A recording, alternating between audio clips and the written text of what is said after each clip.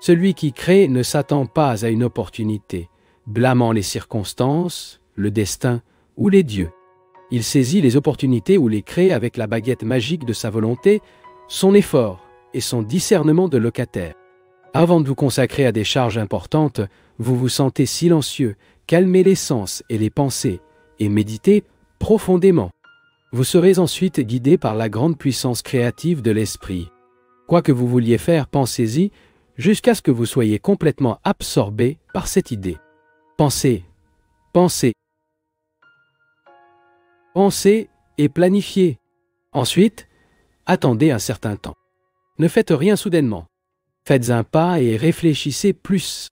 Quelque chose en vous vous dit « Quoi faire ?» Faites cela. Et pensez un peu plus. Une nouvelle orientation viendra. Apprendre à plonger profondément.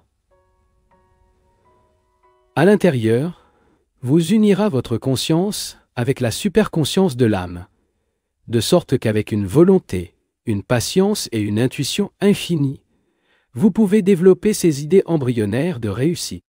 Dès qu'il a une bonne pensée, travaillez dessus. Certaines personnes ont une bonne idée, mais elles n'ont pas assez de ténacité pour concevoir complètement et la mettre en pratique. Vous devez avoir du courage et de la persévérance, et de penser que je verrai mon idée accomplie. Il est possible que je ne réussisse pas dans cette vie, mais je ferai l'effort temps. Pensez et agissez. Pensez et avez. C'est la façon de développer votre pouvoir mental. Chaque idée est comme une petite graine, mais vous devez la cultiver. Beaucoup de gens essaient de faire quelque chose dans le domaine de la pensée, mais abandonnent lorsque des difficultés surviennent. Seules les personnes qui ont visualisé leurs pensées avec une grande intensité étaient qu'ils ont pu les manifester en réalité. L'imagination, le pouvoir d'imaginer ou de visualiser, est un facteur très important dans la pensée créative. Mais l'imagination doit mûrir et devenir conviction. Cela ne peut pas être réalisé sans un fort désir. Mais vous devez imaginer quelque chose avec toute la puissance de votre volonté. L'imagination deviendra conviction. Et quand tu peux pour soutenir cette conviction contre tous les obstacles, il se réalisera. Faites des dessins mentaux de petites choses et prenez-les, ce qui les fait se matérialiser jusqu'à ce que leurs grands rêves se réalisent également. Les hommes qui réussissent sont ceux qui ont une prévision suffisamment forte pour produire des images indélébiles de ce qu'ils voulaient construire ou produire sur cette terre. Soutenus par l'agent financier de sa capacité créative, ils utilisent la volonté comme entrepreneur. Une attention approfondie en tant que charpentier et patience mentale que le travail nécessaire pour se matérialiser dans la vie réelle du résultat ou de l'objet souhaité. Chaque fois que vous voulez créer quelque chose, ne faites pas confiance aux sources externes. Approfondissez et recherchez la source infinie. Toutes les méthodes de réussite commerciale, toutes les inventions, toutes les vibrations musicales, toutes les pensées inspirantes et les œuvres écrites sont enregistrées dans les annales de Dieu. Travaillez sur la progression de vos relations avec Dieu. C'est la partie la plus importante de toutes les pensées de manière créative. L'homme le plus sage est celui qui cherche Dieu. Le plus réussi est celui qui a trouvé Dieu. Le succès n'est pas une question simple. Il ne peut être évalué que par le montant d'argent et des biens matériels que vous avez. Le sens du succès est beaucoup plus profond. Il ne peut être déterminé que car votre paix intérieure et votre contrôle mental vous rendent capable d'avoir du bonheur en toutes circonstances. C'est le véritable succès. Les meilleurs enseignants ne vous conseilleront jamais de négliger, mais ils vous apprendront à être équilibré. Sans aucun doute, vous devez travailler pour nourrir et porter votre corps. Mais si vous permettez à un devoir d'être contradictoire les uns envers les autres, ce ne sera pas un vrai devoir. Des milliers d'hommes d'affaires sont très occupés à accumuler des richesses, oubliant qu'ils créent également beaucoup de maladies cardiaques. Si le devoir de prospérité fait le devoir avec votre santé, ce n'est plus un devoir. La personne doit être harmonieusement impliquée. Il est inutile de consacrer une attention particulière à la culture d'un corps merveilleux s'il abrite un cerveau stupide. L'esprit doit également être développé. Et si vous avez une santé, une prospérité et des connaissances intellectuelles parfaites, et pourtant, ce n'est pas heureux, cela signifie qu'il n'a pas encore réussi dans votre vie. Quand vous pouvez vraiment dire « je suis heureux et personne ne peut me voler ce bonheur », vous serez un roi. aura trouvé l'image de Dieu en vous. Une autre caractéristique du succès est que non seulement nous apportons des résultats harmonieux et bénéfiques, mais nous partageons également ces avantages avec les autres. La vie devrait être principalement un service. Sans cet idéal, l'intelligence que Dieu vous a donnée ne s'adresse pas à votre objectif. Lorsque vous servez, vous oubliez le petit ego, vous ressentez le grand moi de l'esprit. Tout comme les rayons vitaux du soleil nourrissent tout le monde, vous devez répandre les rayons de l'espoir dans le cœur des pauvres et de l'abandon. Suscite le courage dans le cœur de ceux qui ont perdu le courage et lie leur force dans le cœur de ceux qui pensent qu'ils échouent. Lorsque vous comprenez que la vie est une bataille joyeuse pour le devoir et en même temps un rêve éphémère, lorsque vous vous imprégnez de la joie de rendre les autres heureux, leur offrant la gentillesse et la paix, aux yeux de Dieu, votre vie est un succès de la vie.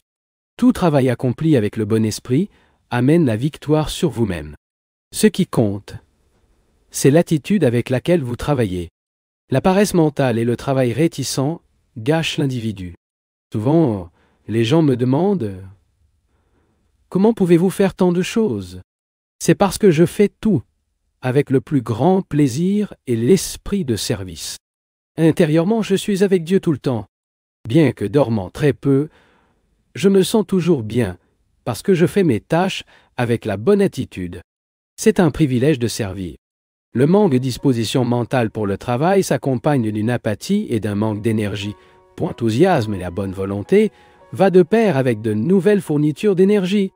Sur la base de ces faits, nous pouvons comprendre la relation subtile entre la volonté et l'énergie. Plus la volonté est grande, plus l'énergie est inépuisable. Si votre travail dans la vie est humble, ne vous excusez pas. Fier, car vous remplissez votre devoir désigné par votre Père. Les gens ne peuvent pas tous jouer le même rôle. Tout en travaillant pour plaire à Dieu, toutes les forces cosmiques viendront harmonieusement à son aide. Aux yeux de Dieu, rien n'est grand ou petit. Si ce n'était pas pour sa précision lors de la construction du minuscule atome, les cieux pourraient-ils supporter les fières structures de Weigel ou d'Arcturus? Les différences entre importantes et sans importance sont certainement inconnues du Seigneur. Sinon, en raison de l'absence d'une épingle, le cosmos s'effondrerait. Essayez de faire les petites choses d'une manière extraordinaire. Vous devez progresser. Essayez d'être le meilleur dans votre profession. Exprimez le pouvoir illimité de l'âme dans tout ce que vous faites. Vous devez créer en permanence et produire de nouveaux succès et ne pas devenir automate. Tout le travail se fait avec la bonne motivation. Chercher le bonheur en dehors de nous-mêmes, c'est comme essayer de prendre un nuage. Le bonheur n'est pas une chose. C'est un état mental. Doit être vécu. Ni le pouvoir du monde, ni les régimes de gagner de l'argent ne peuvent jamais capturer le bonheur. L'agitation mentale résulte d'une perception s'est avérée. Et cette agitation signifie que le bonheur sera toujours l'esquive.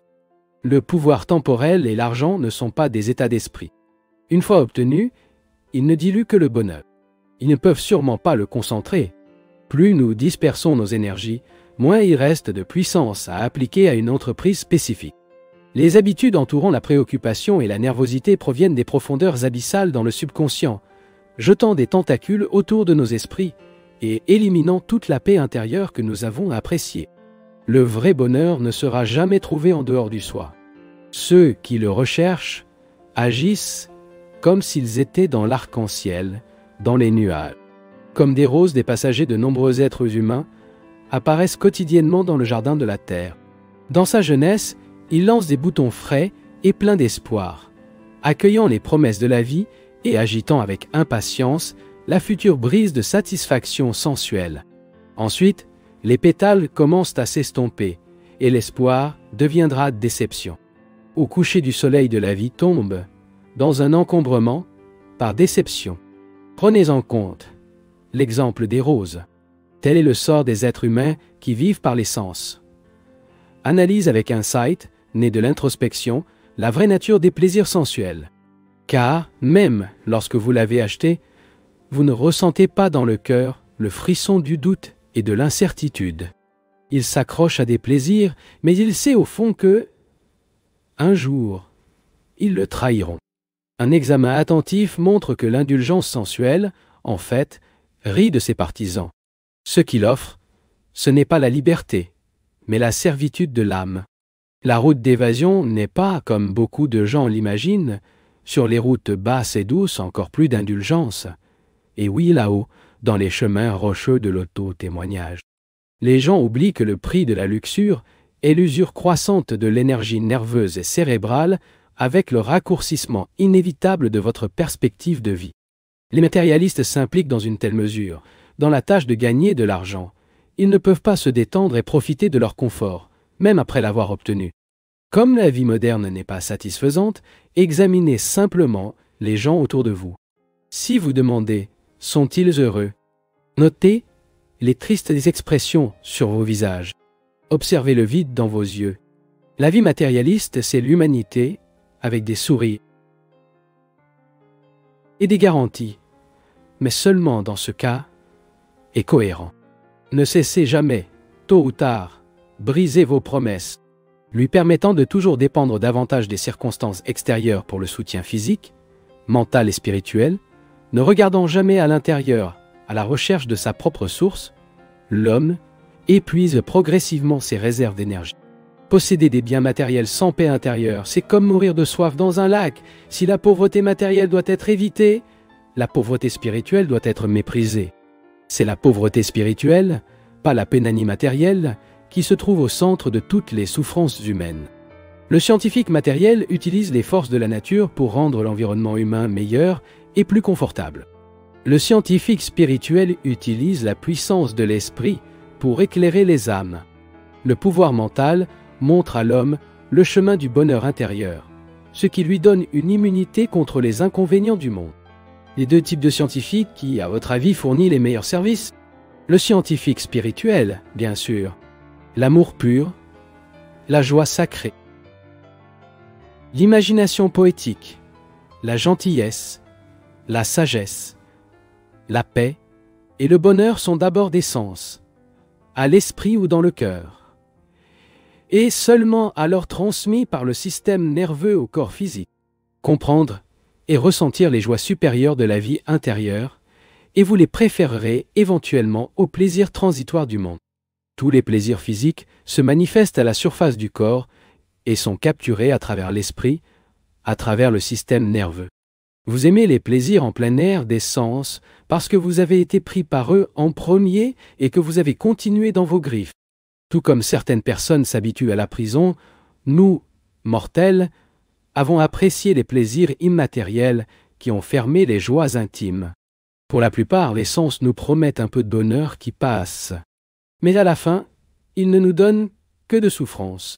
La vertu et le bonheur intérieur ne promettent pas beaucoup, mais en fin de compte, ils nous assurent du bonheur durable.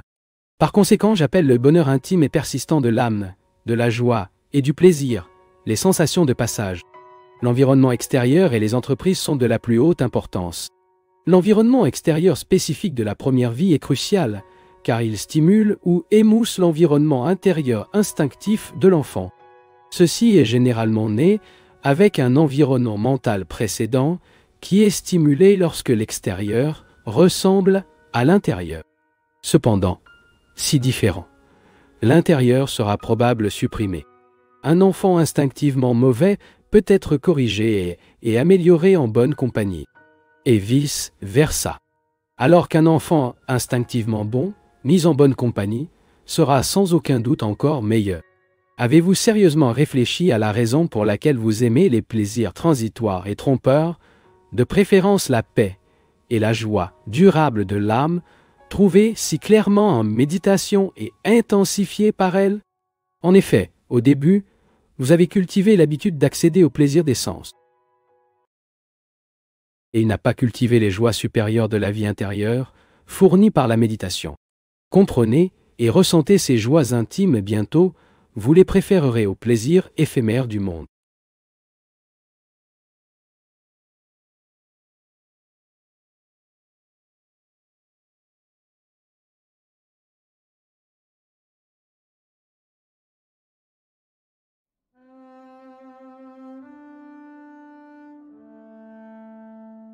Nourrir la famille est nécessaire, mais les aider à développer leurs pouvoirs mentaux est encore plus nécessaire. Donnez la plus grande importance à l'amélioration de vos âmes, en leur apprenant à entrer en contact avec Dieu par la méditation. Chaque jour, faites quelque chose pour satisfaire le plan cosmique en fonction de laquelle vous avez été amené sur Terre. Beaucoup de gens sont mécontents parce qu'ils oublient d'harmoniser leurs fonctions mondaines avec les exigences du plan cosmique. Cela nécessite que vous incluez dans votre bonheur authentique le bonheur des plus nécessiteux, si vous voulez contenir votre âme. Chaque jour, essayez de construire les malades physiques, mentaux ou spirituellement, comme vous le feriez vous-même et votre famille. Si à partir de maintenant, au lieu de nourrir l'ancien égoïsme provoquant des malheurs, vous vivrez scientifiquement selon les lois de l'esprit et de Dieu. Donc, peu importe à quel point votre rôle insignifiant sur le stade de l'existence, le saura bien, selon les instructions de la directeur de la scène des destinations humaines. Et rappelez-vous, votre rôle, bien que petit, est aussi important que le plus grand, parce qu'il contribue également au succès complet du drame des âmes sur la scène de la vie. Faites de l'argent et satisfaire en vous, en vivant simplement et en exprimant vos idéaux. Il est sans valeur d'être riche et d'avoir des inquiétudes sans fin. Les souffrances ne surviennent pas pour le détruire, mais pour lui apprendre à mieux apprécier la divinité. La divinité n'envoie pas les souffrances. Vous êtes celui qui les fabrique. Tout ce que vous avez à faire est de sauver votre conscience de l'obscurité de l'ignorance. Les maux qui les entourent apparaissent à la suite de leurs actes conscients ou inconscients dans le passé, quelque part, quelque temps. Nous devons en être responsables, mais sans développer un complexe d'infériorité. Dites-vous, je sais que vous venez. Je vais voir votre rayon d'argent et dans la mer stormie des provocations. Êtes-vous la star guide de mes pensées épaves? L'homme ou la femme, et n'est pas ce qu'il pense être. C'est une créature immortelle. Les habitudes sont leurs pires ennemis.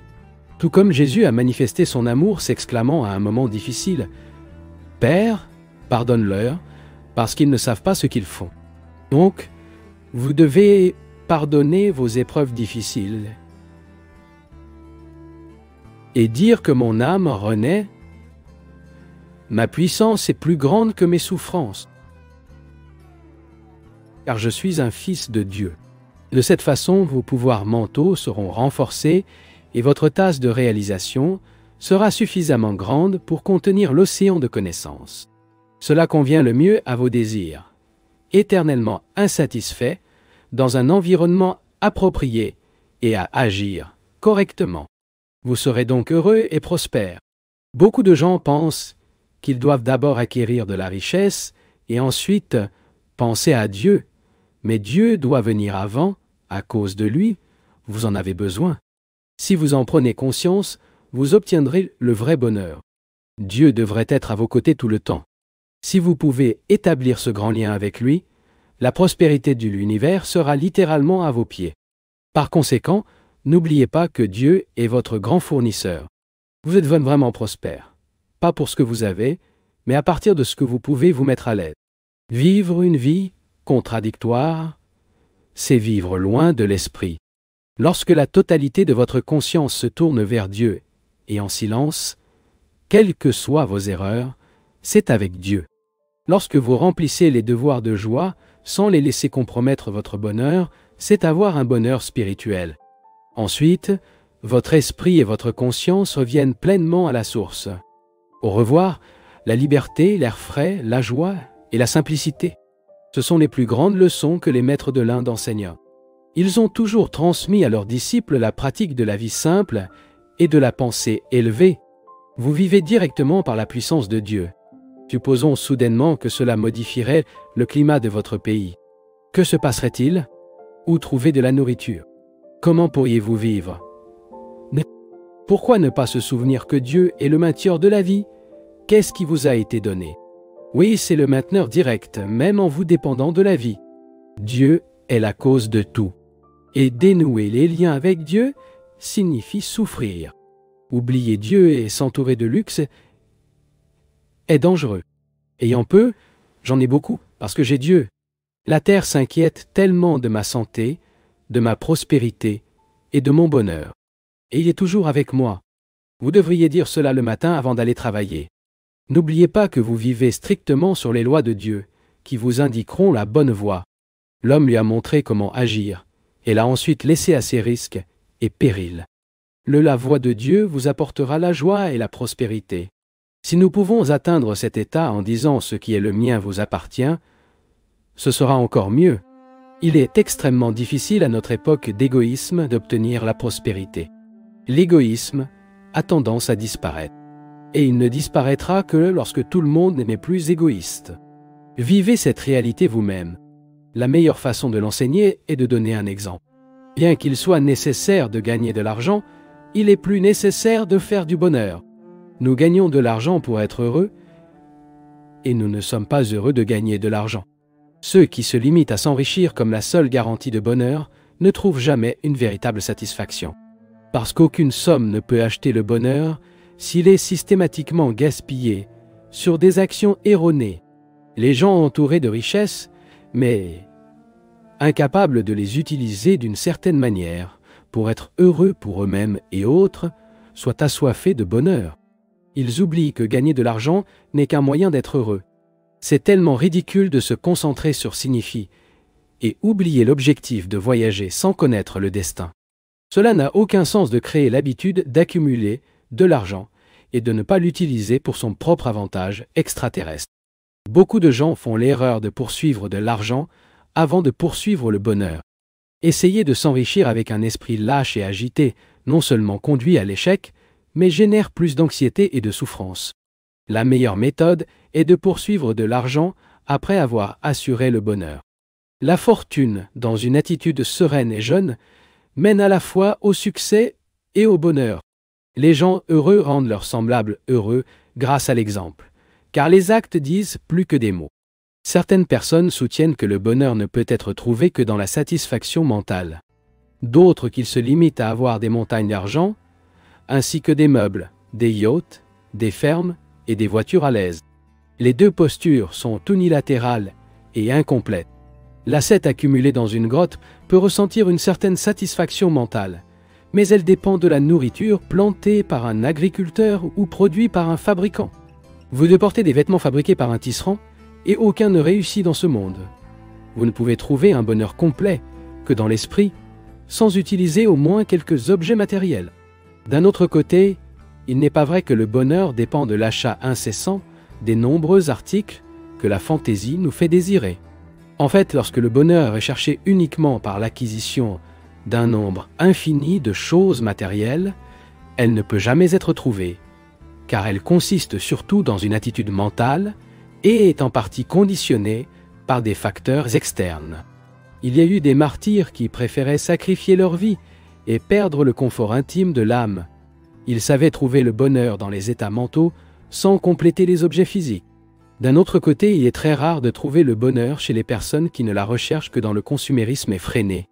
L'homme, dont le bonheur dépend uniquement de la création et de la satisfaction des nouveaux désirs, ne peut pas ne l'atteindre jamais, car elle est conditionnée à quelque chose qu'il s'attend à avoir à un moment donné dans le futur.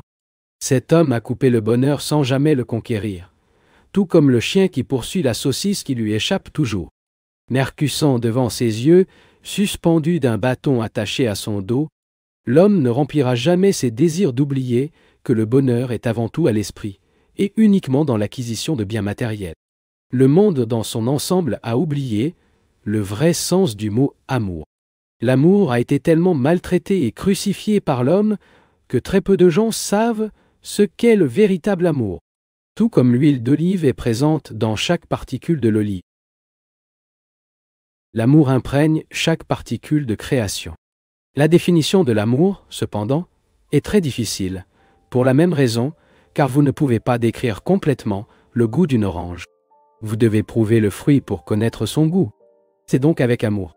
Dans le sens universel, l'amour est le pouvoir divin de l'attraction qui, dans la création, harmonise, s'unit, tient ensemble. Ceux qui vivent en phase avec la force attrayante de l'amour s'harmonisent avec la nature et leurs semblables, et sont attirés par l'union bénie avec Dieu. L'amour commun est égoïste, sombrement enraciné dans les désirs et la satisfaction. L'amour divin est inconditionnel, illimité, immuable. Le flux du cœur humain disparaît pour toujours vers la touche extatique de l'amour pur. Beaucoup d'humains disent « Je t'aime un jour et je te rejette dans ce qui suit ». Ce n'est pas l'amour.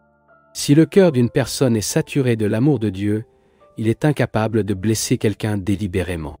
Lorsque vous aimez Dieu sans réservation, il remplit votre cœur de votre amour inconditionnel pour tous. Aucun langage humain ne peut décrire cet amour. L'homme ordinaire est incapable d'aimer les autres de cette manière. Prise de soi, dans la conscience de soi, moi et la mienne, il n'a pas encore découvert le Dieu omniprésent qui réside en lui et dans tous les autres êtres. Pour moi, il n'y a pas de différence entre cela et cette personne. Je vois tous comme des âmes qui sont des reflets du seul Dieu. Je ne considère personne comme étrange, car je sais que nous faisons tous partie de l'esprit unique. Lorsque vous savez, par expérience, le vrai sens de la religion, qui est de connaître Dieu, vous comprendrez qu'il est vous-même et qu'il existe, égal et impartialement, dans tous les êtres. Ensuite, vous pourrez aimer les autres comme vous-même.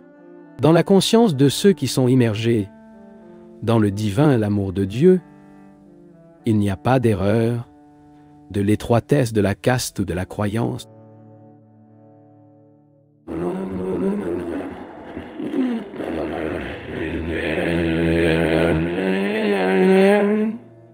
Pas de frontières d'aucune sorte. Lorsque vous ressentez cet amour divin, vous ne verrez pas de différence entre la fleur et la bête, entre un être humain et un autre. Vous communerez avec toute la nature et l'amour à toute l'humanité.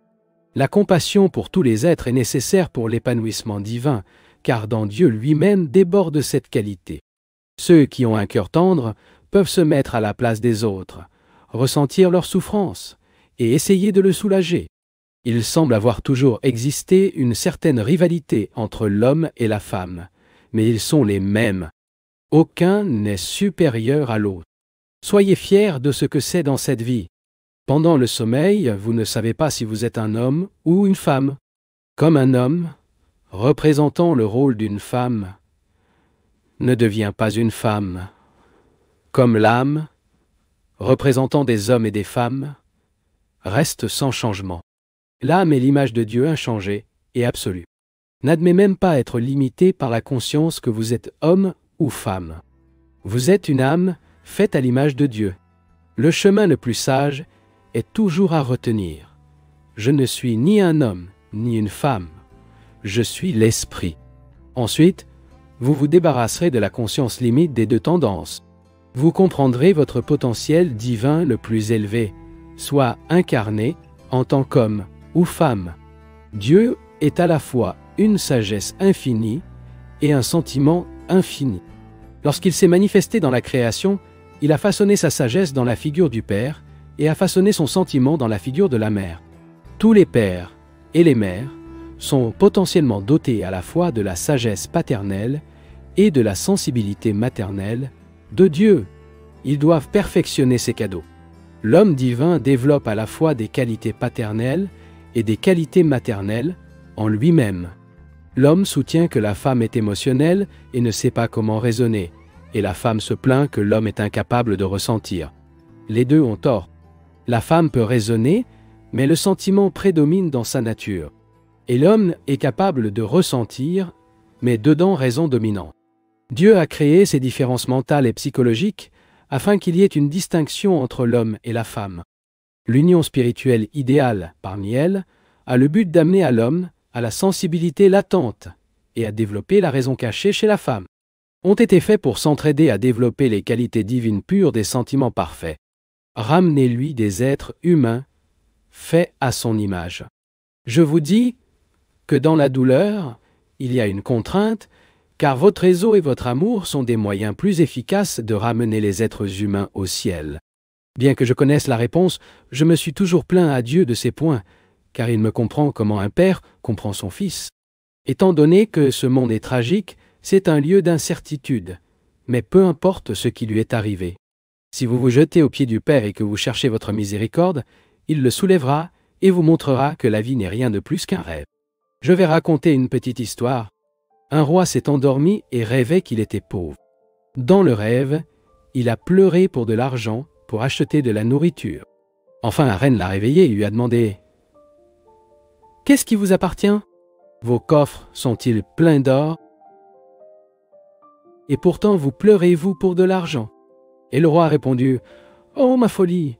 Je pensais que c'était un mendiant affamé par manque d'un défenseur pénible. » C'est l'illusion de toute l'âme qui rêve d'être mortelle. Sous réserve de cauchemars de toutes sortes de maladies, de souffrances, de difficultés et de déceptions, la seule façon d'échapper à ce cauchemar est de s'accrocher davantage à Dieu aux images de rêves de ce monde. Il n'y a pas de cruauté dans les plans de Dieu, car il n'y a aucun moyen pour vos yeux, seulement des images en lumière et des ombres. L'intention de Dieu était pour nous d'aider les scènes dualistes de la vie comme lui, le spectateur toujours joyeux du formidable drame cosmique. L'homme s'est faussement identifié au pseudo-soul ou à l'ego. Lorsqu'il transfère son sens de l'identité à son véritable être, l'âme immortelle découvre que toute la douleur est irréelle. Il ne peut même plus imaginer l'état de souffrance. Dieu est la substance dont la superconscience de l'homme est faite, qui est à l'abri de la douleur. Toutes les souffrances physiques et mentales résultent de l'identification, de l'imagination et des idées fausses de la pensée. Obtenir une plus grande force mentale. Développer une si grande puissance mentale que vous pouvez rester incapable, quoi qu'il arrive, faire face à quoi que ce soit dans votre vie. Si vous aimez Dieu, vous devez avoir la foi et être prêt à soutenir les épreuves quand elles viennent. N'ayez pas peur de souffrir. Gardez votre esprit fort et positif. La chose la plus importante est votre expérience intérieure. Par imagination, vous développez la souffrance. Les préoccupations ou l'auto-exploit ne réduiront pas vos souffrances. Au contraire, ils l'augmenteront. Par exemple, quelqu'un fait quelque chose qui ne va pas, vous continuez à cuire cela, et vos amis en parlent, et à vous soutenir. Plus vous en pensez, plus vous augmentez la blessure et votre souffrance. Certaines personnes se souviennent toujours de toutes les souffrances qu'ils ont subies, et à quel point la douleur d'une opération s'est produite il y a 20 ans. Ravive et relance la perception de cette maladie. Pourquoi répéter de telles expériences? La meilleure façon de dissocier votre malaise est de rester mentalement détaché. Comme si tu étais un simple spectateur, tandis qu'en même temps, cherche un médicament. Le fait est que si vous apprenez à vivre dans votre corps sans imaginer que c'est vous, vous ne souffrerez pas autant. Votre connexion avec la douleur physique n'est que mentale. Lorsque vous dormez et que vous êtes inconscient de votre corps, vous ne ressentez aucune douleur. De même, lorsqu'un médecin ou un dentiste vous donne une anesthésie et exploite votre corps, vous ne ressentez aucune douleur. L'esprit a été déconnecté de la sensation. Prenez soin du corps, mais soulevez au-dessus. Sachez que vous êtes différent de votre forme mortelle. Érigea une grande barrière mentale entre votre esprit et votre corps. Affirmez « Je suis différent du corps. Ni la chaleur, ni le froid, ni la maladie ne peuvent me parvenir. Je suis libre. Vos limites deviendront de plus en plus petites.